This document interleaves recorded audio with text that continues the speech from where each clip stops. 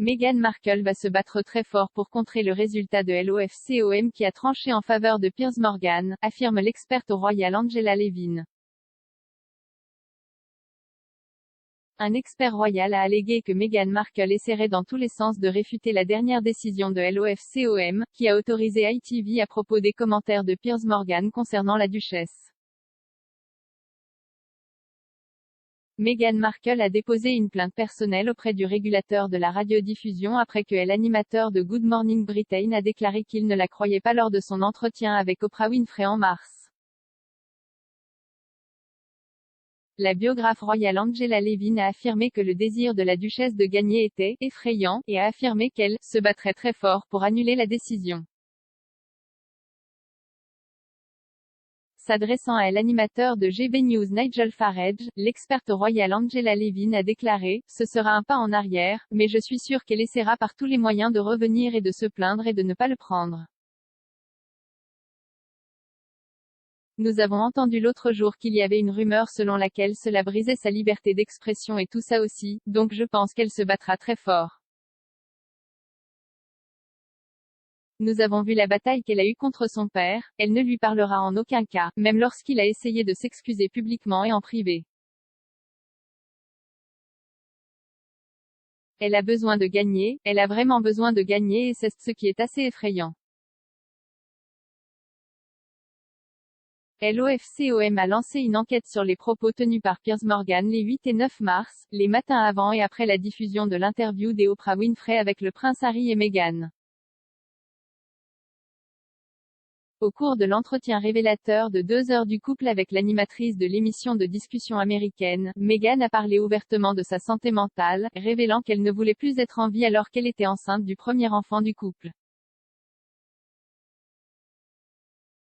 Elle a également affirmé n'avoir reçu aucun soutien en matière de santé mentale du palais de Buckingham et a déclaré qu'un membre senior de la famille royale avait fait une remarque raciste sur la couleur de peau de leur fils à naître.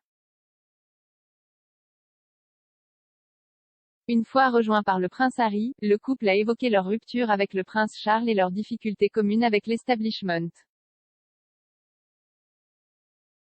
L'animatrice controversée de l'émission de petit déjeuner est une critique de longue date de la duchesse, la surnommant fréquemment la princesse Pinocchio.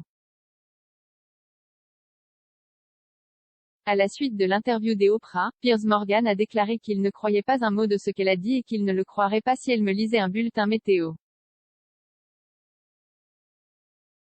Il a également brièvement quitté le plateau de Good Morning Britain après s'être heurté au présentateur météo Alex Beresford au sujet des allégations de racisme. Son commentaire a attiré un record de 57 793 plaintes, le plus élevé en 18 ans d'histoire de l'OFCOM, et une plainte personnelle de la duchesse de Sussex elle-même. Peu de temps après, Piers Morgan a annoncé qu'il quitterait son emploi chez ITV, après avoir refusé de s'excuser et défendu son droit d'être autorisé à avoir une opinion. Dans sa récente décision, l'OFCOM a déclaré, conformément à la liberté d'expression, M. Morgan était en droit de dire qu'il ne croyait pas aux allégations du duc et de la duchesse de Sussex et d'avoir et d'exprimer des opinions fermes qui contestaient rigoureusement leur récit. La restriction de telle opinion serait, à notre avis, une restriction injustifiée et effrayante à la liberté d'expression à la fois du diffuseur et du public.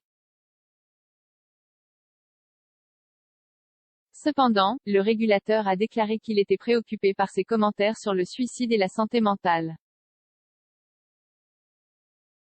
Piers Morgan a déclaré qu'il était ravi de la nouvelle et dans une chronique du Mail, a déclaré que la décision se résumait à une approbation sans équivoque et catégorique de mon droit à une opinion.